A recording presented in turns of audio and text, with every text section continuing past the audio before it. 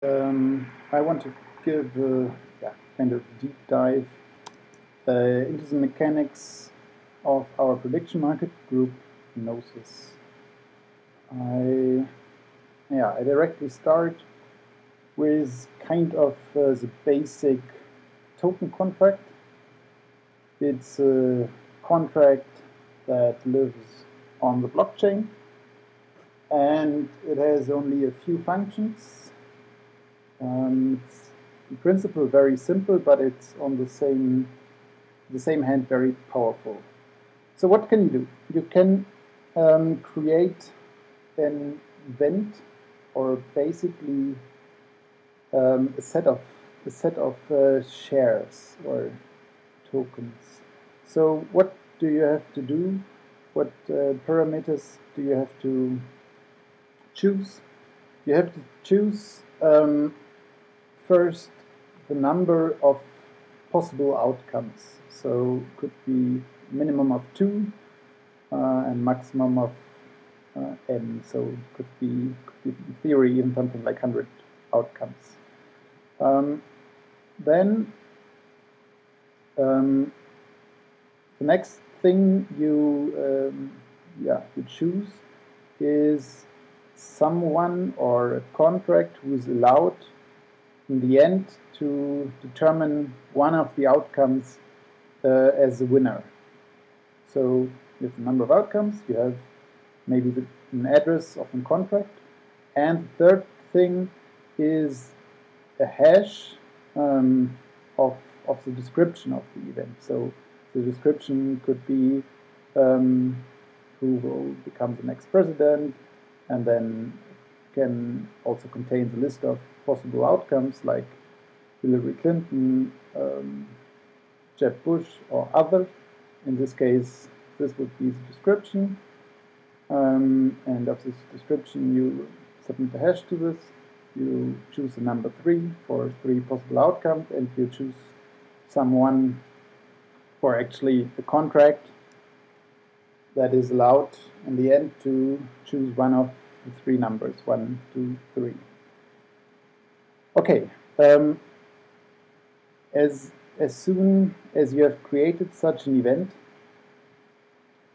it is possible to use to interact with this basic token contract, and there are 3 possible interactions.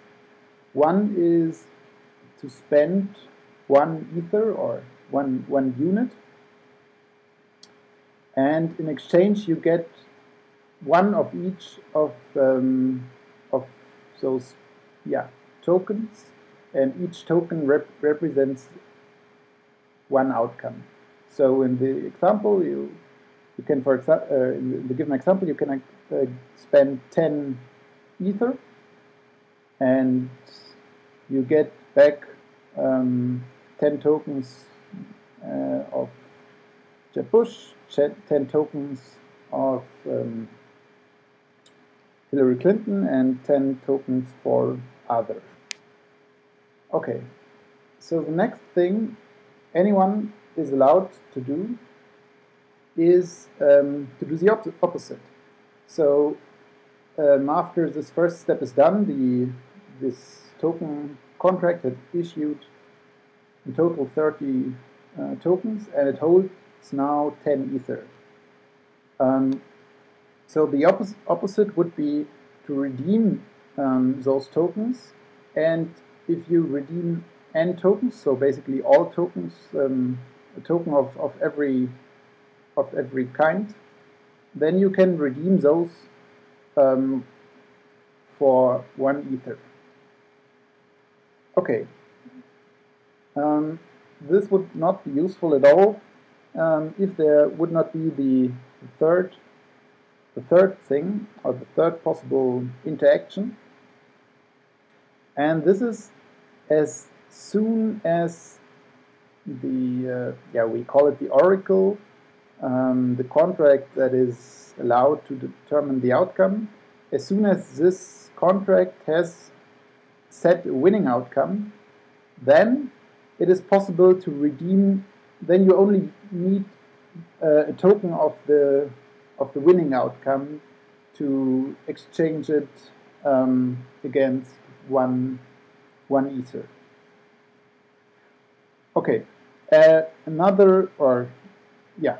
what really makes it interesting is that you can use, or you can send, and therefore you can trade those tokens. But we will have a look at this later. First, we just recall that's the basic token contract, and it has, and so yeah, maybe what's important to think about it is that it ensures, those simple rules ensures that it always holds enough ether to always pay out the shares. It's not possible that there are like let's say 15 shares out there of one kind, and the contract would only hold less than 15 ether. That's not possible.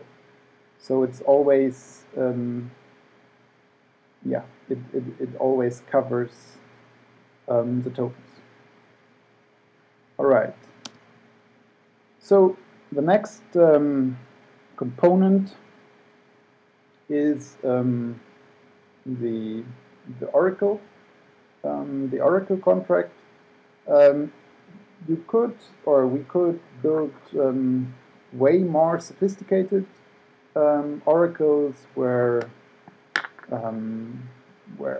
lots of people can vote, and the average or the majority is taken, or even a delegated voting system. There's this concept out of shelling coin, where you find the shelling point where people first have to submit the vote privately, or in a hashed value, and then later reveal it, and then those who are close to the majority get rewarded, and those who are away from it get punished. But so that's all possible to use those, but we just want to start with a very simple contract, and we shortly can go through it. So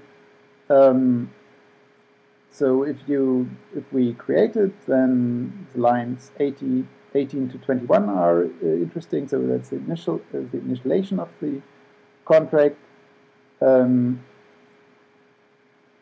Actually, it's not really important. So line 23 is a little bit important. So it just says that the sender who puts this contract on the blockchain is stored as the creator, and and now only and it's also possible to update the creator, so you can give the right to vote. If you currently have the right, if you are currently the creator, then you can give the right to someone else. In this case, the creator address. It would be the new creator address after this function update creator is called with creator address. Then the person who controls the creator address has now control over this contract.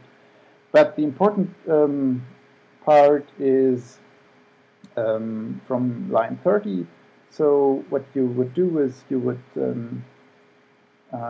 if we refer to the last example, you would choose exactly the hash of the description of this presidential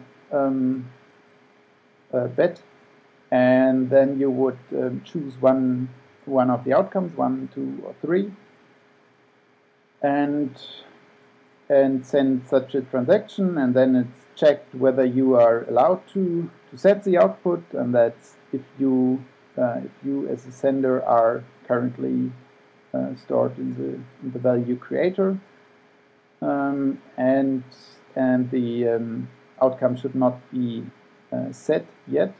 Then you are allowed to set the outcome, and as soon as you do, let's say you choose outcome 1, because outcome 1 stands for Hillary Clinton, and Hillary Clinton actually won, then it's possible to redeem only the Hillary Clinton shares for 1 Ether. So basically, all of those shares have now the value of 1, and all other shares are worthless. All right. So yeah, short overview. So we have now in the middle the basic token contract as described in the beginning. We have the oracle that can be completely independent. And now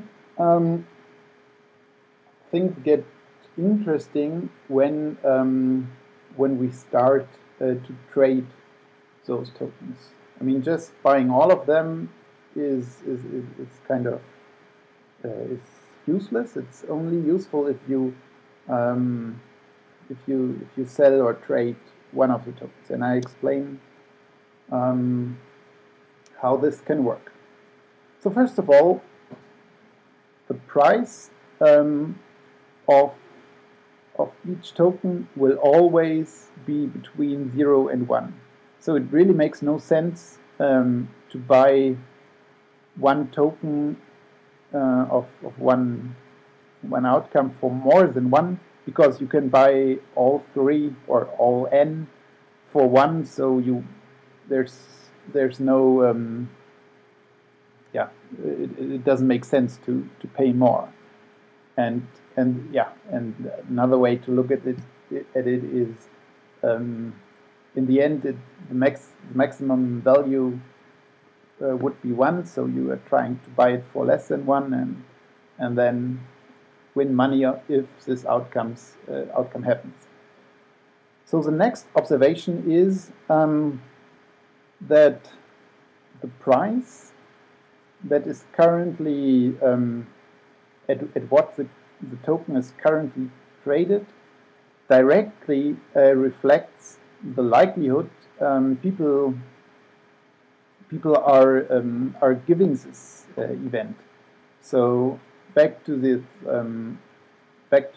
Hillary Clinton example, if I think the likelihood is, let's say, 60%, or I say it's at least 60%, then I would want to try to buy it for less than 0.6, let's say for 0.55, because then I would make, in the long run, I would make a profit, because in 60%, of the cases, it will be worth 1. So basically then, if I assume the likelihood is 60%, I should always buy those tokens as long as I can get them at a cheaper price than 0.6.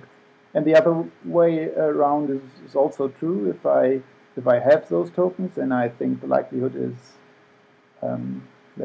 let's still say 60%, then I would try to sell them for more than 0.6. If I sell them for 0.7, then I and my assumption is right that it happens in 60% of the cases, then I make money.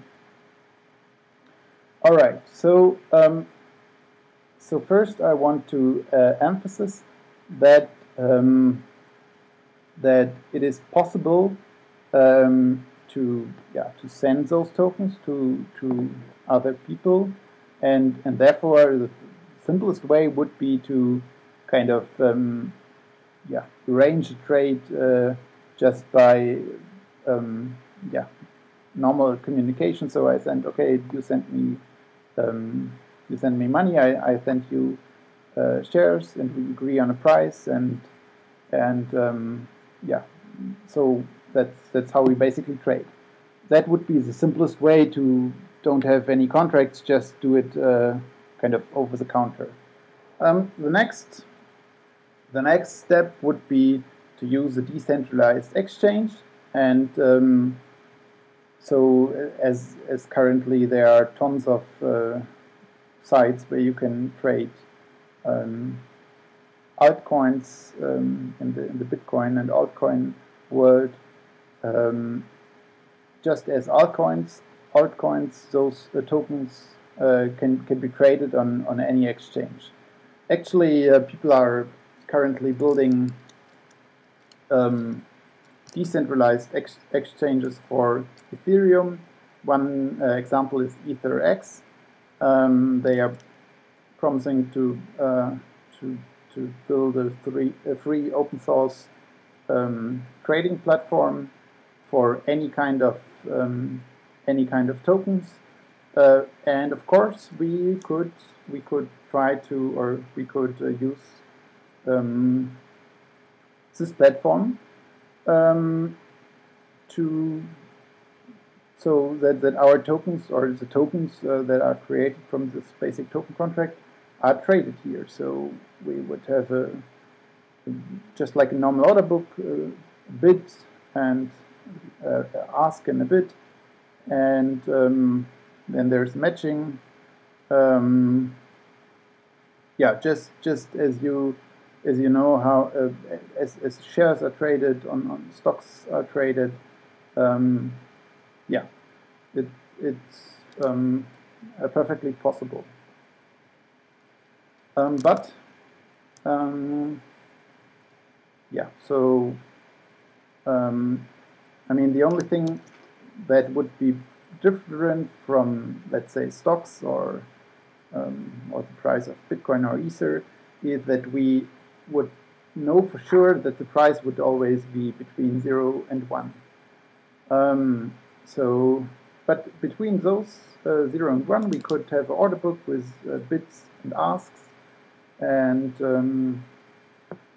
yes. All right, but there is a yeah, okay. First, I want to point out how it's actually possible with those components to make a bet. So actually, let's say, yeah, again, I want to bet on Hillary Clinton. How would I do that?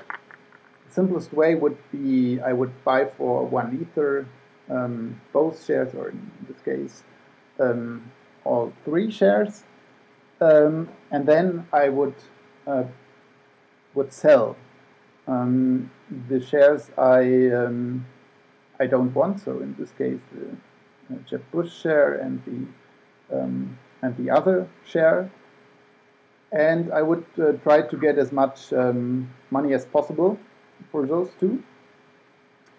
And in the end, this difference from, so let's say I have spent first 1 Ether, then I sold the other 2 shares for, let's say, 0.4.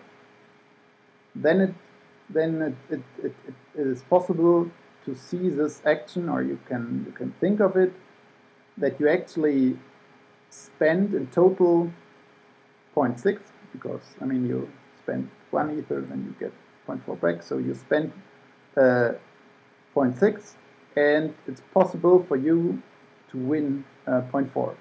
And actually, it is possible to you don't need to come up with the 1 Ether up front or in the beginning. It's possible to just place an order. So let's shortly think of only two shares. So if you want to bet on Hillary Clinton, then you can just place a sell order for the other outcome, and say, okay, you want at least 0.4, and at the same time you are providing this 0.6, and as soon as someone is willing to spend 0.4 for the other one, you kind of can as long as your money is already bounded in the contract, then the other one can add the 0.4. Together you have 1 Ether, 0.6 plus 0.4, and you can, with one step, buy 2 outcomes and directly give the one outcome, the Hillary Clinton outcome, to you, and the other outcome to the one who is accepting your offer. All right. So the problem with the system so far is um, that you need a liquid market. So it doesn't. Um, so you need people who are willing to place open orders and who have to wait and until someone else comes, um, and someone who fulfills this order. And this can be really a huge problem because yeah, you basically have a chicken and egg problem, and it's difficult to get market and trading started. So if there is no if there are not enough open orders, um, then people will just directly leave the site and it doesn't get started. So that's where the market maker comes into play. And one way of to think of it, to understand it, is that a market maker. So you basically have to or someone have to spend money, so an initial funding, and with this initial funding, the market maker will always create open orders. So and for all shares, and it's called LMSR, logarithmic market scoring rule. We will see in a moment why it's called logarithmic market scoring rule. But it's important to recognize two main features. So first of all, it's always guaranteed, as long, if you start such a market maker, then it's always guaranteed that that there are open orders for all kind of shares, and the price of those will sum up to 1. So one example could be that the price for one share is currently 0.4, and the other share. So basically, the market maker is offering anyone to buy a share at the price of 0.4, and at the same time he's offering the other share at the price of 0.6. So if you think of a or in this example I draw here, he's offering currently at 0.5 and also at 0.5. I mean, it's currently showed that there would be a spread between bid and ask of 10%, but actually he offers or he can offer both shares with both sides with zero spread. So if you think of an order book, I just go here to that's Bitstamp Bitcoin traded. So here's currently the best bid is 224.8, and the best ask is a little bit 12 cents above that. So the market maker, the automated market maker, always ensures that the spread between bid and ask is zero, or as small as you want it. You can take a fee if you want to make the market maker to make potentially a profit, then you would introduce a fee. Then there would be a spread, but in principle there is no spread. Okay, so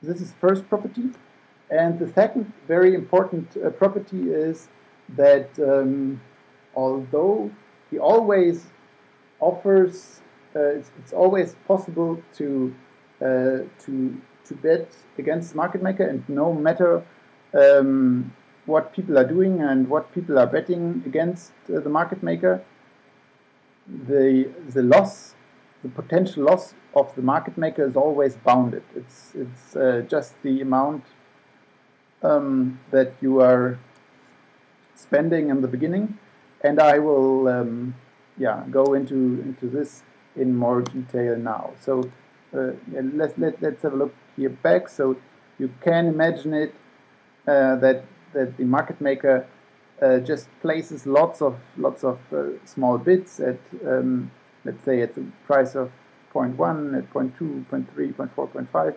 In reality, it's like well, in theory it's a continuous, but in our implementation it's like 1,000 steps between the price of 0 and 1. So basically, so for example, the price is well, 500 steps between 0 and 0.5 are the current bids, and 500 steps between 0.5 and 1 are the current asks. I just to make it more simple, I just came up here with 5 open bids and 5 open asks. So in this situation, if the market maker would have an open bid at 0.5, one open bid at 0.6, and 0.7 and 0.8 and 0.9, then his total exposure would be in total 0.5, because if you can buy a share of 0.5, then the market maker would have to invest another 0.5 to sum up to 1, and with this one ether he could buy 2 shares or all shares, and so give you 1 share and hold all the others. So his expense for selling you 1 share at the price of 0.5 is also 0.5. Next share he sells you, if you buy this 1 share, the price goes up to 0.6, and now his exposure is only 0.4, because you already pay 0.6, and he only has to add 0.4, and so with all those 5, 6 open orders, he only needs to hold back 1.5, because that's his maximum possible loss. Actually, let's have a look at this in more detail. So, and those are the real numbers. The numbers I just came up with was a simplified example. So this is an example again. Hillary Clinton to be elected. 2 outcomes: yes and no. Number of total states is 2, and this is a liquidity parameter that's not directly important. It's just part of the formula that calculates all of these numbers. But what is important is the capital required. That's 1.5, as in our example in the presentation we just had. So, and now let's have a look how buying and selling would go on. So, in the first step, this is how time goes by. So, in the first step, there are 0 shares of 1 out and 0 shares of 0 shares of Hillary and 0 shares of not Hillary. The probability for both outcomes are 50%. The market maker holds 1.5 ether. Basically the capital required. So in the first or in the second step, someone buys 1 share of Hillary. And we can see now that this 1 share already moves the price up to the price, and at the same time the likelihood, up to 61.4. However, he on average, yeah. So actually, this is it's possible. Whoops, this is continuous. So it is possible to even choose 0.5 shares. So basically, the price. So this is the price after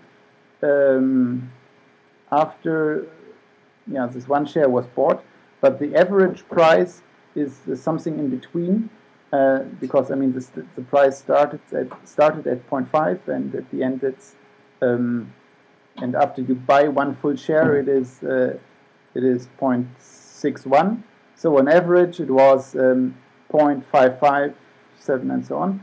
And basically that is what you have to spend for 1 share. And so after this first step, the market maker has now, to his initial 1.5, he got more money, actually 0.55, so that sums up to this 2.05, and 1 share is out. So in the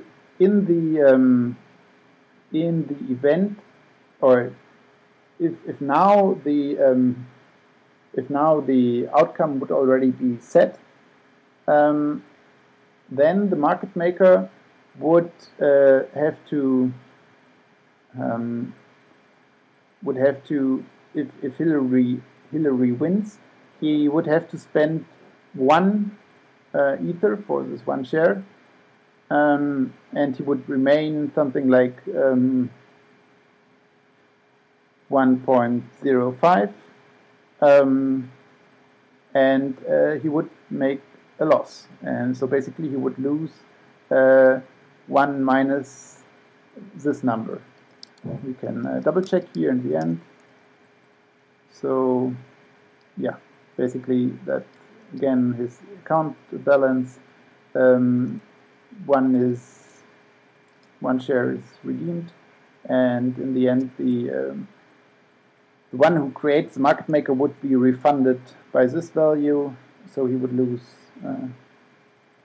0.45 roughly. All right, but let's have a look how the price continues. And one important thing I want to point out: the next share would move the price to 0.71, and the average price for this share would be, or the price for the second share would be 0.66. Yeah, the market maker account would grow. Share 3, 4, 5, 6, 7, and so on. They always get more expensive, and actually the price gets close to 1. And this is obviously important because the market maker, this is the way how the market maker bounded his possible loss. Because I mean, if he sells shares for something very close to 0, very close to 1, his his risk is getting, or he is only risking the amount that basically 1 minus this price here. And we actually can see, okay, he has there are 15 shares out, so in the worst case he has to pay out 15 ether, and as we can see, he holds more than 15 ether, and this is one, yeah, as I said several times before, this is one of the important things, that the price is always calculated in a way that that it's always bounded. So if I would set it up to 25, then it really converges against this 25, and the update cost, or the cost to buy share 26 would essentially be 1. Okay, but so now here, by the way, we can see how the price goes, and this is the logarithmic curve. This is where its name comes from, and if we click here around and look at the formula, then yeah, we see that there's a logarithm calculated. But anyway, what I now want to show is, so until now we have seen how the price moves in one direction, but let's see how it moves if we sell shares. So let's go here to step 8 and say, okay, we had 6 shares, and in the next step we have only 5 shares, and that's basically selling 1 share. And what we can now see is that it again gets the same status as we had here. So the price goes back to 91, and actually the update cost to buy share 6 is 0.92, and to sell, and if you sell share 6, then you get the same amount of money, and we can continue this.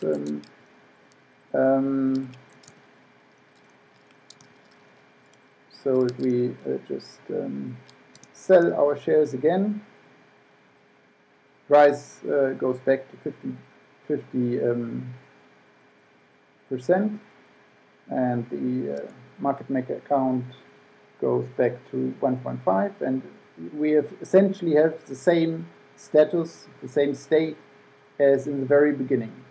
The same would be true if we, so then I just fill in the values we had. The same, or kind of the same, would be true if we just buy the other share. So let's start here with buying.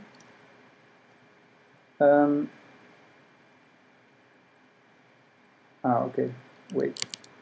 So okay, so we bought first 5 shares of this, and then we remain here. Okay, I mean that's all right. So I mean this is also interesting. If we buy shares of both outcomes, then the update cost for 1 share of each is obviously exactly 1. But let's have a look. Okay, we bought first 5 shares, and then we start to buy the other share. 1, 2, 3, 4,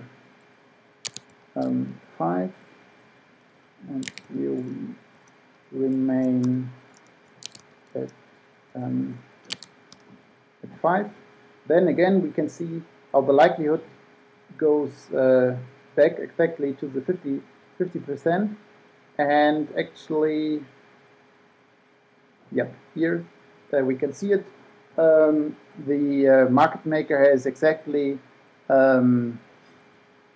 his initial 1.5, and since of both shares there are 5 out, so he has to pay out 5 in any case, whatever happens. So basically those 5 yeah, can be reduced from 6.5, and he will end up at 1.5. All right. So actually, if we think back to our basic token contract, the first component I introduced, then actually the market maker does not hold the money here, but he would always have spent it. In this case, he would just have spent it 5 at this token contract, and with this 5 he could have bought those 2. Or in this case, he would have spent it 15 and had remaining 0.0021, and obviously he would have paid out this 15 shares to the buyer, and but the market maker itself would hold 15 shares of the other outcome.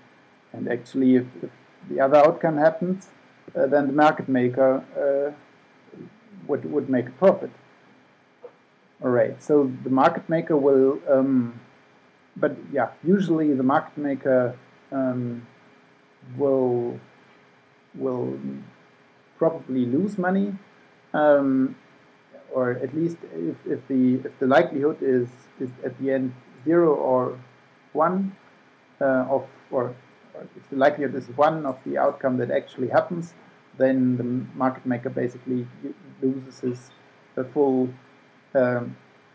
invested capital, and therefore a way to monetize the market maker or would just be to take a fee of every trade, and as long as and I mean it's then the best if people just buy and sell and buy and sell and buy and sell in both directions, because then he makes a lot of fees, and in the end it's fine if he loses his full initial funding, because he already made more from the fees. All right, I think, yeah, that was the first part. Yeah.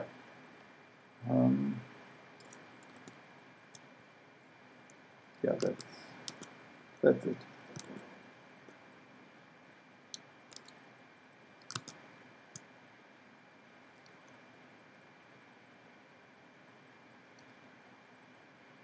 All right.